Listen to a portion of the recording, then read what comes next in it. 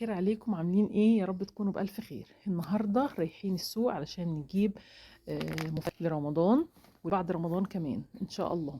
ادي هو جهزنا البوكسه باللمبه، فرشناها تبن. طبعا في شكاره تحت التبن وفي جير، وبعد كده اهو اللمبه شايفين.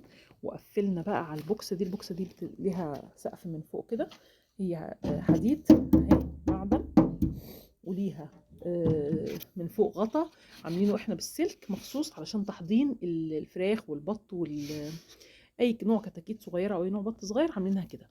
وفرشناها وظبطنا ووصلنا السلك وظبطنا كل حاجه وغطيناها زي ما احنا شايفين كده بقماشه، وفوق منها كمان شكاره علشان ندفي، عشان درجه حراره المكان توصل ل 32 درجه على ما نروح السوق ونرجع.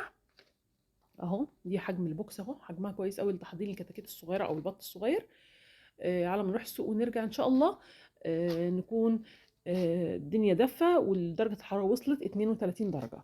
جينا بقى في البوكسة التانية لان احنا هنجيب كذا نوع ان شاء الله النهاردة، وجينا فرشناها برضو بالشكارة والجير المطفي والتبن، طبقة تبن كويسة قوي، وهنرجع نزودها تاني ان شاء الله لما نيجي.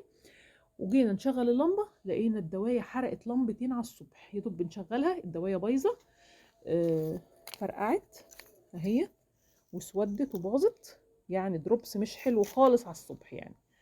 فسبناها بقى وامرنا الله، هنسيبهم في الكرتونه لحد لما نروح ونرجع. مفيش وقت خالص ان احنا دلوقتي نقعد نصلح الدوايه ونجيب حد يصلحها والكلام ده. فهنروح السوق ونرجع، وهنسيب الكتاكيت في الكرتونه لحد لما نصلح الدوايه وندفي درجه الحراره لحد ما توصل 32 درجه. وبعد كده هندخلهم البوكسه بتاعتنا الحلوه دي اللي انتوا عارفينها طبعا ومتابعين مع بعض فيها.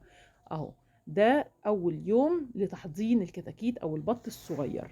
لما ارجع من السوق بقى هقول لكم احنا جبنا ايه وافرجكم ونعمل فيديوهات تانية ونتفاعل مع بعض ونبدا.